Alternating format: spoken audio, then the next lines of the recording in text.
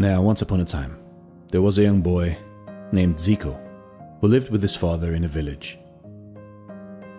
Zico's father planted a tree near their house, and the tree was watered every day by Zico's father, while Zico used to watch silently. One day he asked his father why they would grow this tree, and his father told him that the trees are like children, and that in the beginning you have to water them and nourish them, and if they grow right, you can sit under their shade and they nourish you afterwards. The tree grew up big and strong. It grew older and older and bigger and bigger.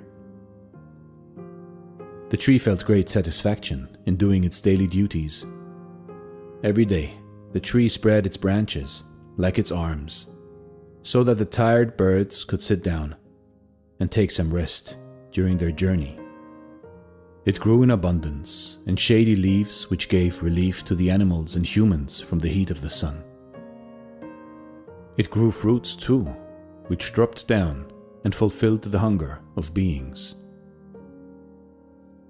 It also had beautiful flowers that calmed down the minds and hearts of those who watched them. Its roots run deep and helped drain the water and the thirsty earth. It absorbed the carbon of the air and returned happy and fresh air back to the creation. The tree led a very happy and satisfied life. Years passed, and the tree left no day wasted to serve the planet. It had lost itself in the duty of its existence. It served and served, helped and helped, gave and gave, and stood upright, silently, not seeking anything back from the world, not remembering what all it had done for the world, not even a moment of thought that the world owed it something in return. The tree had no ego to seek anything back from those he served. With this nature of giving, the tree grew older and came to be known as the giving tree. Meanwhile, Zico grew up in a different thought process. He grew up as a seeker, totally opposite to the tree which his father grew, which was a giver. Zico was a selfish man. He had a lot of greed. His desires were never ending.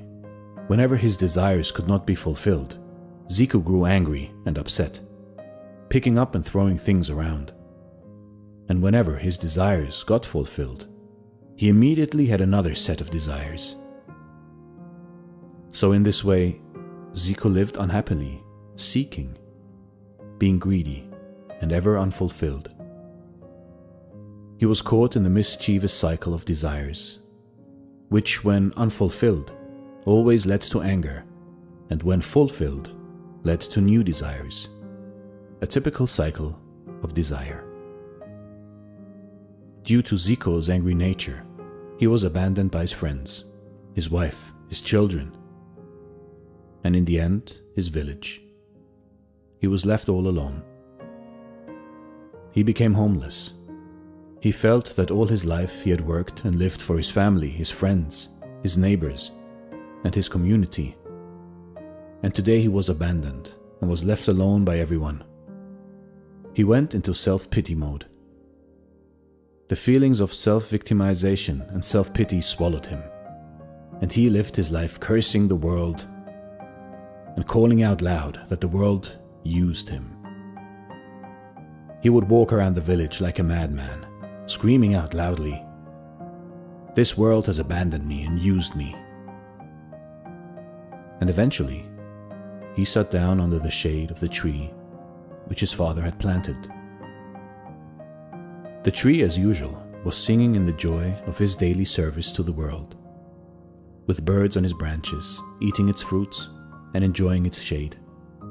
The tree had lost itself in the joy of serving the world, when suddenly its meditation and its duties were broken by Zico, sitting along its trunk and crying. "Zico, what happened?" the giving tree asked when he saw him crying. "Can't you see yourself?" Zico replied. "This world used me. Everyone has used me. I just came to this world to be used." The Zen owl Nishitsu was watching the whole scene from a distance on his mountain and started laughing out loudly. Laughing and holding his belly, he asked Riko, the anxious rabbit, to look at the scene, pointing to the tree and Ziko. "Look at them, Riko," Nishitsu said. "That is the irony of life. One man has lost himself in the grief of existence just because he wants and wants. That man feels heavy, so he will suffer and will die craving. The other, which is the tree, has lost itself in the bliss and joy of giving and giving. That tree will blossom even more. It feels light. It will rise and rise to the highest heavens. Both were planted by the same man, but both have taken different paths. Both got used by the world. We all are here to be used by the world. And it is a wonderful thing to be used by existence." Saying this, Nishitsu the Zen owl retired into his hut to prepare his cup of tea.